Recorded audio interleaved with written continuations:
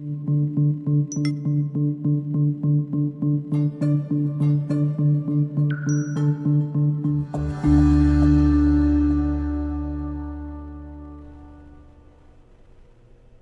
right, ladies and gentlemen, stay right where you are. I've got a super special guest today, Mr. Todd Tramonte, otherwise known as the over-under agent.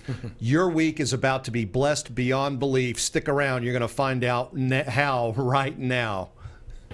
Real estate agents, are you struggling with the day-to-day grind, dialing for dollars, putting in hours of floor time with little to show for it? Are you looking for tips, tricks, and tactics to accelerate your career as an agent that will have you closing more homes, working with more clients, and earning more money than ever before? Hi, my name's Cliff Freeman, and I've spent the past 2 decades of my real estate career running one of the top brokerages in DFW and personally coaching over 1,000 high-performing real estate professionals across North America. I created this podcast to share the strategies and tactics you need to explode your real estate business. I guarantee it.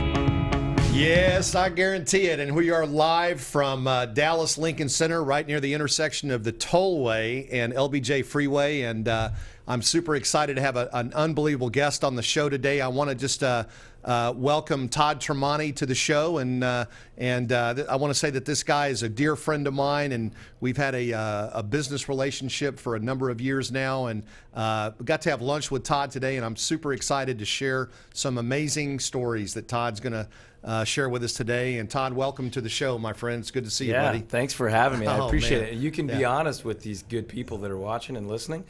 The relationship we've had, I was one of those thousands of people you coached, and I'm proud of it, and I'm super thankful for so much impact you've had on me and my business and my family, and hopefully we can share some of that back today for sure. Well, I appreciate that, because my recollection is that you were one of the first coaching clients I ever had. So I appreciate you letting me learn how to shave on your face. Yeah, that's right. I never noticed. So we're in good shape both. We did fine. All right. And back in the control room today, giving our friend Trelvis a break, is Anna. Anna, how are things back there? How's the weather? I am good. Thank you for letting me man the control room. All right. Well, we're excited, and hopefully we're going to look forward to a smooth landing today. So excited to have you back there manning the control booth. All right. So, Todd, as I said earlier, this is going to be a blessing for people I already know, and I just if you're in the audience, I want you to turn your phone on Do Not Disturb. Pay attention here, because there's a lot of wisdom sitting next to me right now. And this gentleman's been in the real estate business for 18 years. He's got a successful brokerage here in Dallas, and speaking of a coach, he's trained hundreds of agents himself, and not only that, he's a best-selling author, and so we're gonna get Todd to unpack some things here that are going to be a huge value drop for agents, whether you're new, whether you've been in business for a long time.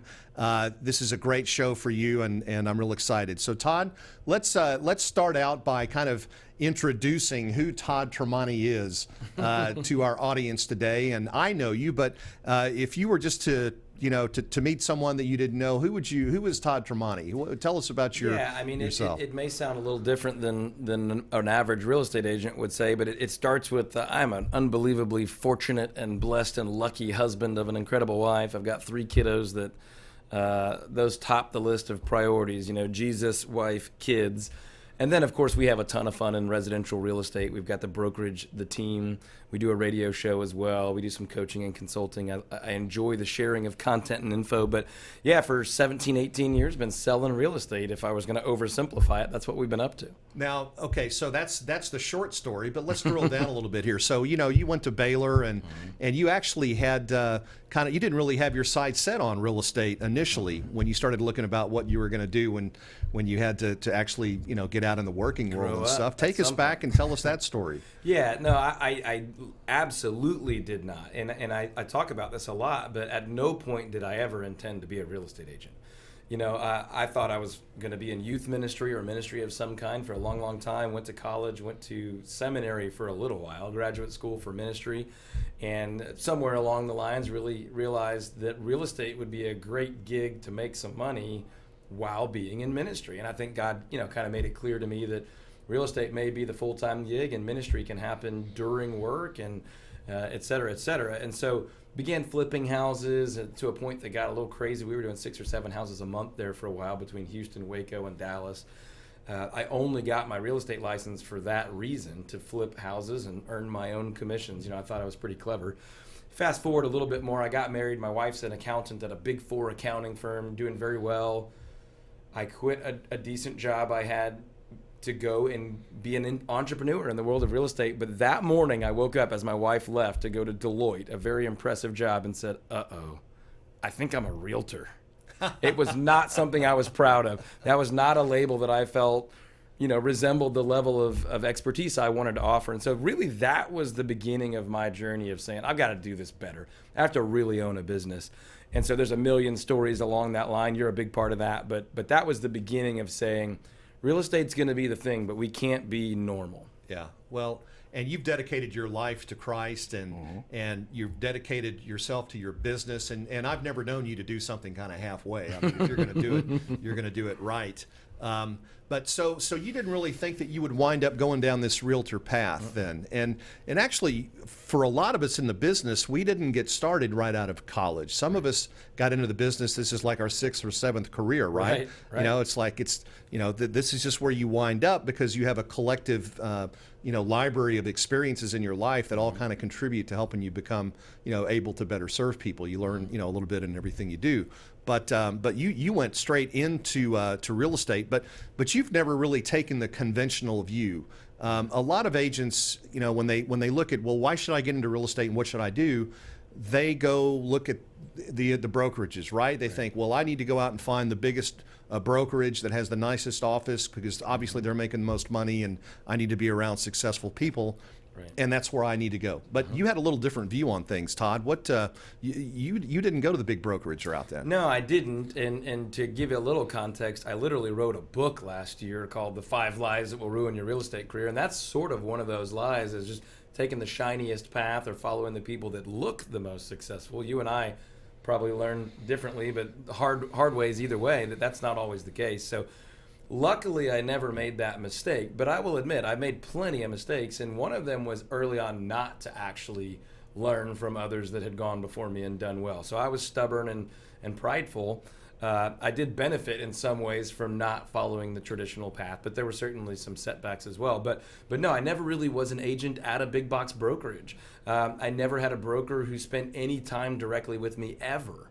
I actually bought a franchise for a while and operated under a kind of a flat fee model, which I don't regret, but was not consistent with my core values and the way I wanted to deliver value. So no, I did not take the traditional approach, but I certainly did not get it all right from the beginning either. We've learned a lot of things the hard way. Okay, so you mentioned a great book. It's called the Top 5 Lies. Yeah.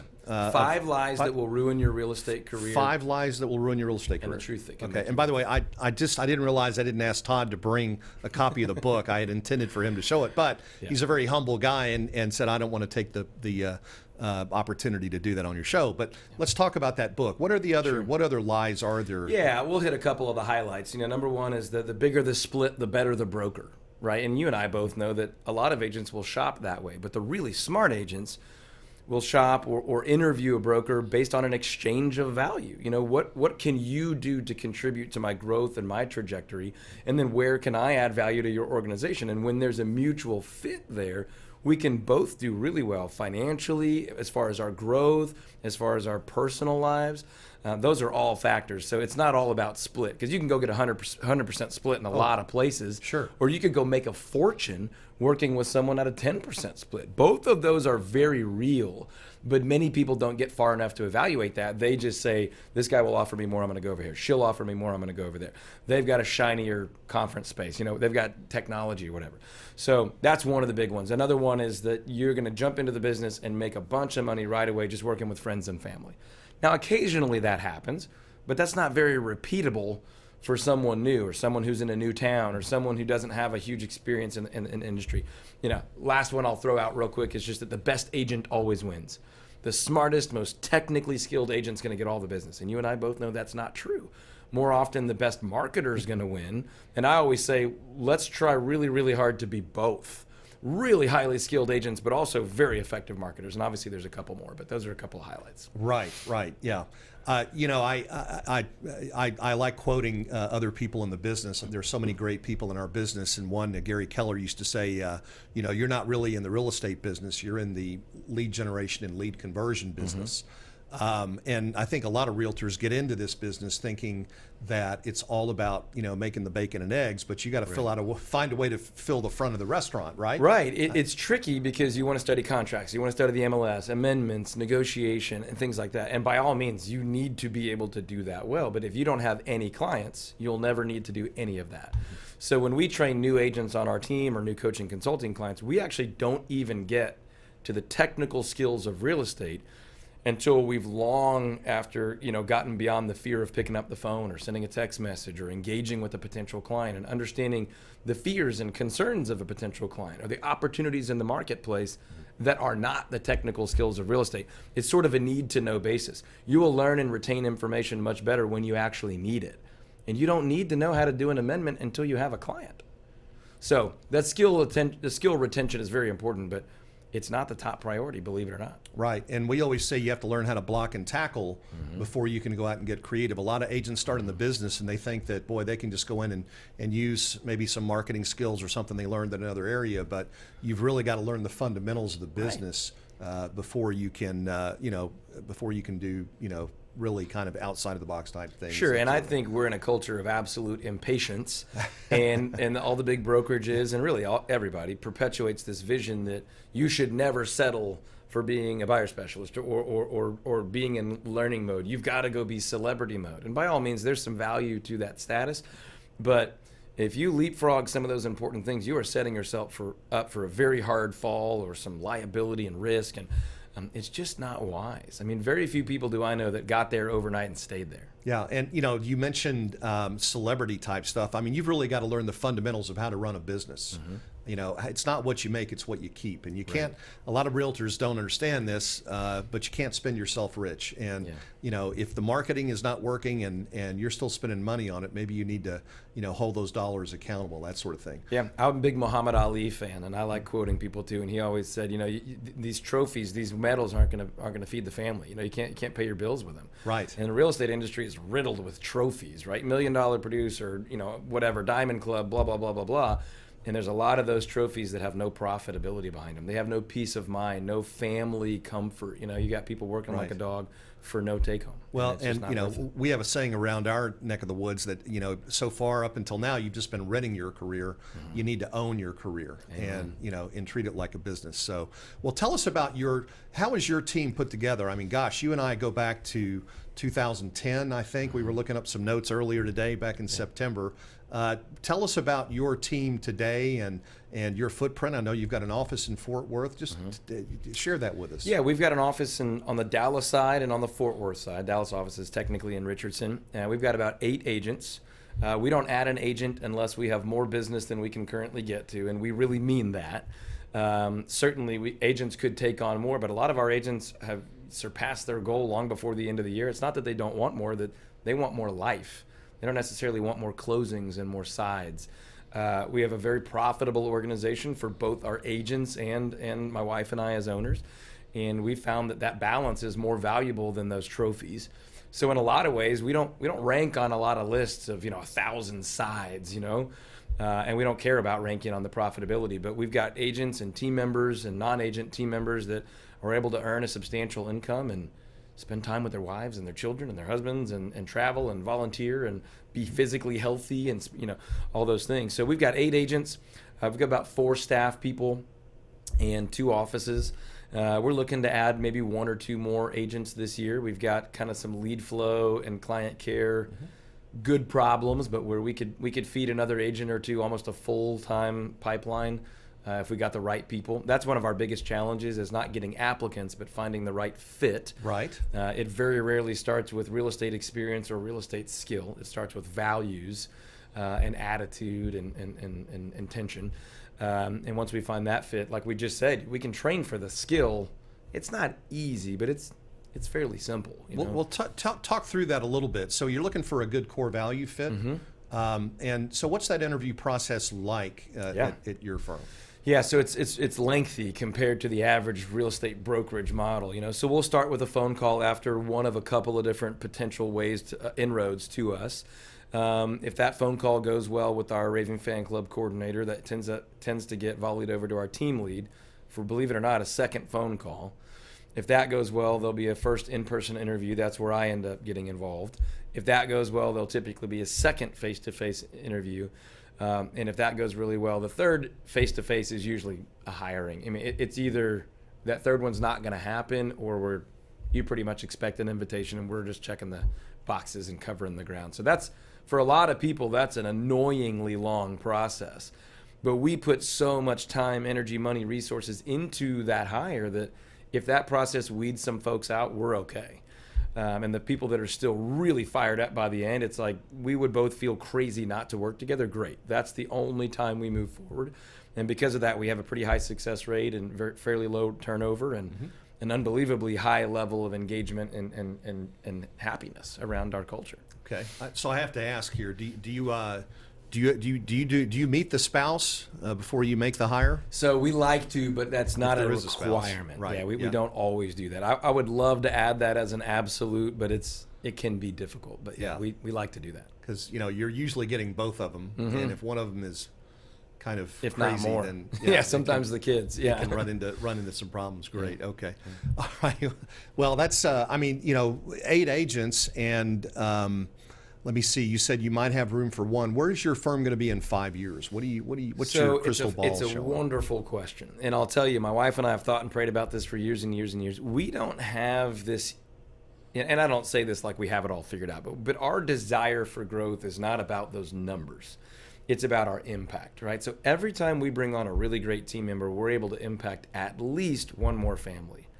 And if that person is successful and they stick with us, it's probably going to be 20 to 40 more families that person's going to be able to go and impact. So as we're able to encourage and train and equip and enrich and hopefully lead and guide well that family, that person and their family, and they're able to go sell 20, 30, 40 homes a year and impact those families, then that type of growth we're really fired up about.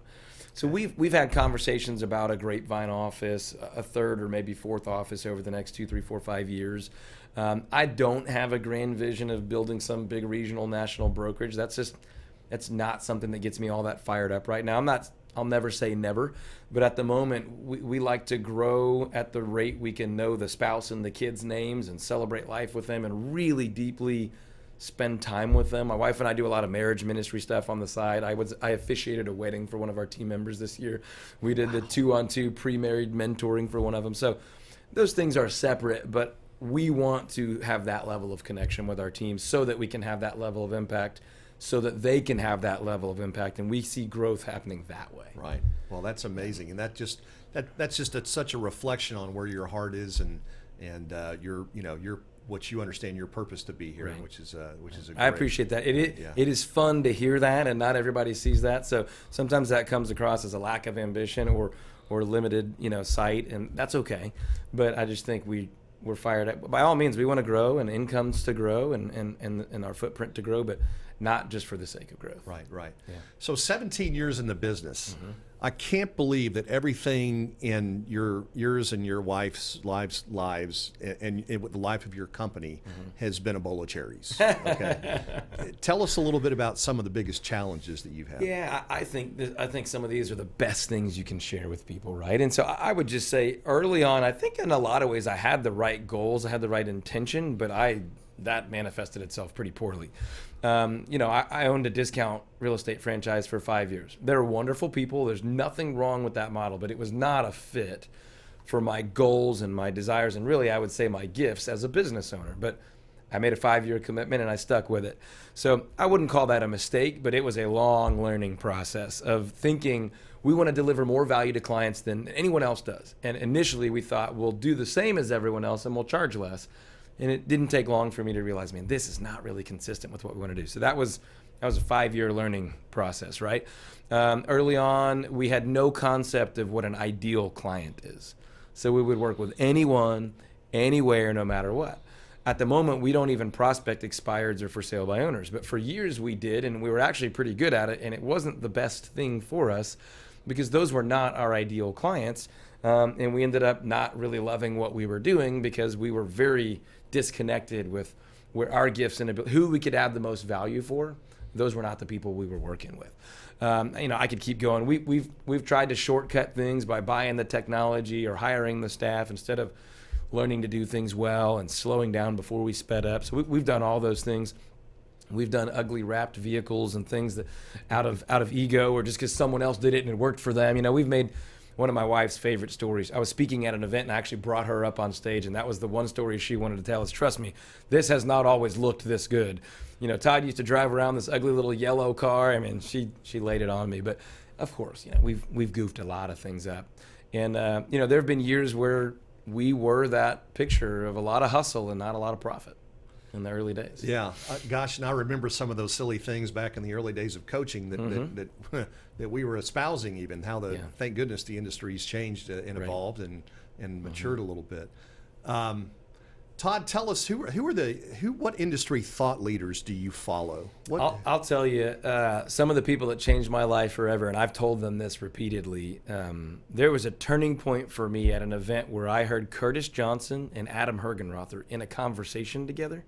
And between the two of them, the level of confidence they had in their value that they delivered to a client and the value that they were able to accept in the form of compensation changed the way I thought about business forever. And literally it was a role play session about a client that was complaining about fees, and Curtis explained how he would go about it, and Adam responded, and I remember the line to this day. He said, "Oh, I didn't realize you were calling and asking me to take less for these incredible results I delivered you. I thought you were calling to offer me a bonus." And I never thought I can't believe he would say that. And I couldn't sleep for days. I was like, I need to be that confident in the value I deliver. Now the way we go about delivering value is a little bit different than those guys, but that opened my mind to a whole new world of the more value you deliver, the more control you take of your business, the more control you take of your compensation, the more control you can take of your process. And that's basically been our journey ever since, is how much value can we drive? And then can we be compensated differently? Can we hire? Can we compensate people on the team differently? Can we staff our company differently? Can we build systems and process differently? And part of my passion is to go outside of our industry and bring things back that people in our business aren't doing. But that was a very big learning moment and mindset shifting moment for me. And there have been many others. Let's unpack that idea for new agents that are watching the call today. Confidence. It's a huge part. I had a mentor who said one time that your sales skills would attribute about 15% to your success, say, for example, on a listing appointment. Your product knowledge, maybe another 25%. But the bulk of your success could be determined primarily by how confident you were on that listing presentation. If you were to have a conversation with somebody who just got their license, what words of encouragement would you speak to them, and where's the first place you would suggest that they really focus to get their confidence level up? And it is a difficult answer to question because there's so many things I would want to say. I can tell you how we do it on our team. We used to have a 12-week onboarding process. We've condensed it to 6, and it's just super intentional and intense for that reason. We want someone to expedite their confidence growth. We want them to expedite their feeling of experience. So many times on our team, an agent will be in their first or second or third transaction. And not negatively or critically, but they'll say, man, the other agent on the other side of this thing is like brand new. And you're like, you realize this is your second transaction, right? But they feel like it's their 50th because we've put them through an immersive training to build their confidence in their feeling of experience so quickly that they've shadowed agents on 20 or 30 or 40 transactions. They've role-played hundreds of scenarios. They've been physically in what we call an initial consultation, marketing or buyer side, and they've watched videos of dozens, if not hundreds more. They've been to closing, sat with lenders, with title companies, and on and on and on, so that by the time they are what we call in the game, they are playing at a championship level. So that's not a direct answer to your question. I know that. So what I would encourage an agent who's not on my team to do would be to shadow any successful people you can, to read. There's a handful of books I would recommend. I mean, I love Darren Hardy's Compound Effect. I love The Slight Edge. There's a ton of others. But anything you can do to take your mind out of that I'm new and everyone needs to know it mentality into This is about my ability to understand someone's needs and go meet those needs, and very little of that actually has to do with contracts and amendments and MLS logins and things like that. I believe the faster someone will be able to do that, deliver on the needs of their clients, solve their problems, and it's kind of like you said, it's not false confidence. It's confidence in your willingness to do whatever it takes to learn what you need to learn to solve the problem. So I would say jump in the game quickly, shadow as much as you can, work on your mindset more than your technical skill. Okay, that's great advice. So you mentioned 2 books, The Compound Effect, and the other one was Slight Edge. Slight Edge. Yep. Very similar category of book, but kind of a different approach to it. Okay, give me 2 more books that really influenced your real estate Yeah, career. I'm going to say Think and Grow Rich because it's kind of the required reading for entrepreneurial success, but I do think it's very, very good. I think Michael Mayer's book, 7 Levels of Success, is a really good book. It pulls from a lot of other traditional, well-known, coaching mentalities, but it's great to come at it from a relational perspective instead of thinking you're going to game the system with a new technology and shortcut success. Learning just to follow up, to have a lot of conversations, to deliver value, to be a listener, to focus on people's needs. I think that I could keep going. I have a whole list of recommended real estate agent readings, books to read. I'd be happy to send that to you. You could share it with whoever you want. Sure. But it's probably 30 books long. Okay, that would be awesome. Yeah, I'm sure our audience would appreciate that as well. I'll email it to you. Yeah. Okay, that's great. I'm going to shift gears a little bit here. Okay. Let's go back to Todd when you were younger. Who was your hero growing up? I'll give you a cheesy answer. It was in a good way, it was my dad. In a good way, it was my brother. And in some bad ways, it was my brother. But I wanted to grow up and be like my older brother, who was, in my mind, good at everything. But from a professional perspective, my dad was, when I was really young, he was one of the top salesmen in the world for IBM. And that meant a lot at that time. He was very, very good at his job. And then he became an entrepreneur, and there was, successes and failures of all kinds. And I never knew he was teaching me anything. He very rarely sat down and said, I want you to learn this. But he let me be around everything. He let me go on sales calls with him, train his salespeople, shadow him in meetings, pricing, manufacturing. I didn't know how much I was absorbing, but he was absolutely my hero because he had the confidence and he had a track record of whatever was in front of him, he was able to tackle. Now, like I said, there were entrepreneurial successes and failures, and I learned from both, probably more from the failures. But he was absolutely my hero. I mean, I had sports heroes and things like that, but I wanted to grow up and own a business, have people that worked, I don't want to say for me, but with me, that I was able to impact and lead them towards, prosperity in lots of areas of their life. And to this day, I'm still realizing how much I learned, but I'm like, I don't know where I got that from. I guess it was from, I remember being pretty young answering the phone. I think I sounded like a woman. That's why they let me do it. But I was probably 8 or 9 years old answering the phone and doing all kinds of stuff. So I clearly my dad. That's you and I must be kindred spirits because my dad had the same impact on me. I just wish I had listened a lot more carefully to some of the subtle points he was making when he spoke. But wow, that's amazing. Todd, I know we talked about your faith earlier and what an impact that's had.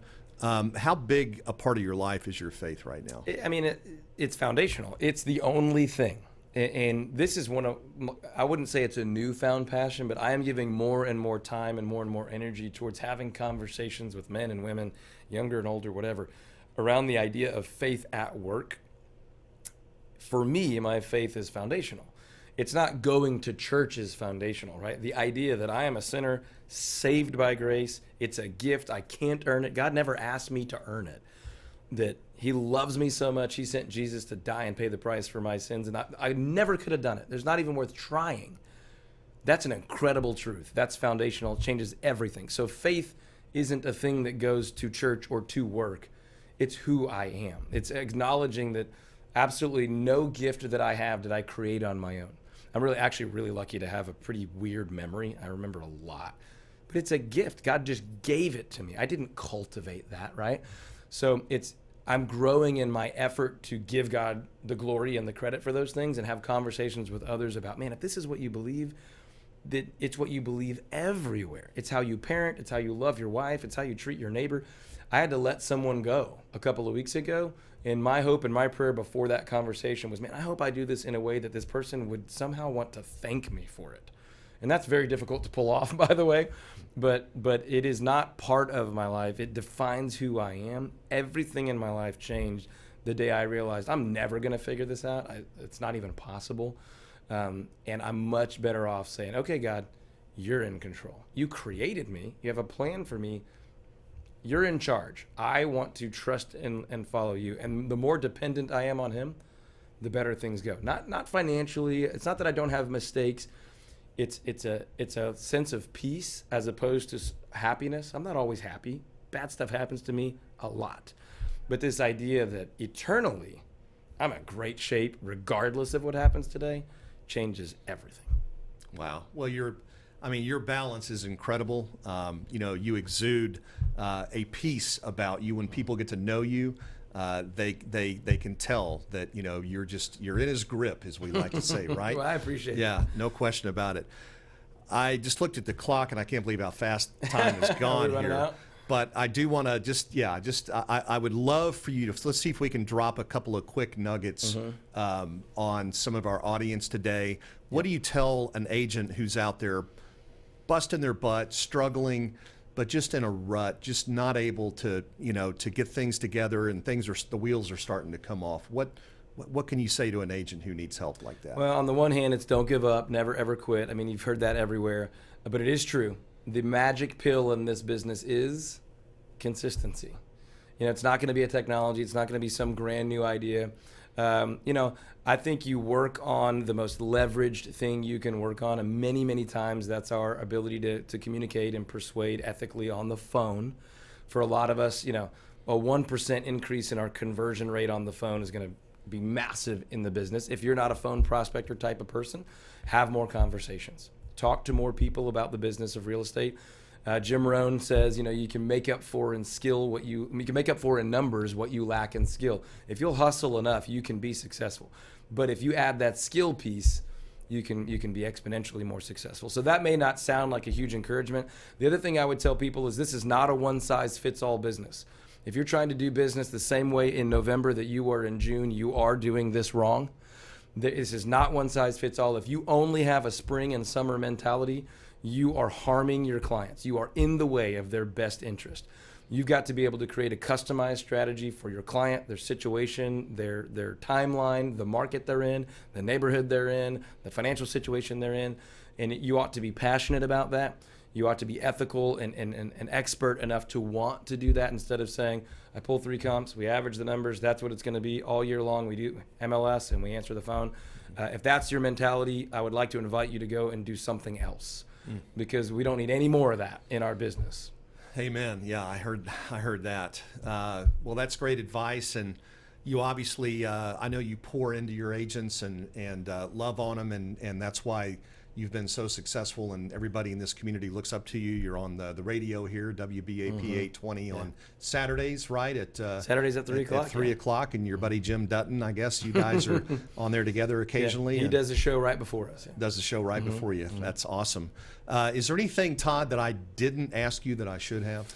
I mean, I could tell you a ton more about me, but if we have a minute or so, I'll give another quick strategy that's just working really well. We got 1 minute. There you go. Google My Business, right? So your local business page on Google, if you haven't set it up, go do that. Don't do anything else before you do that. Make sure you're posting on there regularly. Make sure you're getting reviews on there regularly. We are seeing Google give a lot of juice to that. I mean, almost a direct correlation with you go on there and tweak it and improve it. And within days, we're seeing increased traffic, increased phone calls. It sounds simple. It is simple. I don't know how long Google will allow that to last. I think they're trying to leverage a lot of the work they did on their technology that didn't play out in another scenario. But if you don't have it set to an address, if you're not collecting reviews there much more aggressively than on Zillow, in my opinion, and posting and regularly updating, there's a huge benefit to that right now. It didn't used to be that way, right? But we are seeing Google drive a lot of value and a lot of juice to that, and we're seeing it move the needle of revenue for people in the short term. And there's not a lot of those out there. So Google My Business, take full advantage of that. Right. Great advice. Well, Todd, man, you have lit it up today. I really appreciate it. It's great to get to know you and have the audience get to know a little more about you. You got to meet Todd if you haven't met him. He'll just, he'll have such a great impact on your life. But I want to thank you. This is the over-under agent, right? You sell above market. That's our USP. We and, guarantee to sell the home over the average price and under the average time. And under the average time, right here. You saw it right on Cliff's notes. I want to thank you, brother, for being here, man. It's been a blessing to have you on the show. We got to do this again sometime real soon, maybe. Whenever you're ready. I'd love to. Ladies and gentlemen, the audience, thank you for being here today. Always great to have you. And please, if you enjoyed today's show, give us a thumbs up, hit the heart, love button. We'd love to hear from you. And don't forget, we're going to be back next week, same time. So you guys join us back then again. And tell all your friends about Cliff Notes. And before it gets too cold, get out and enjoy some good golf, good tennis, or whatever makes you happy. We'll talk to you soon. Thanks.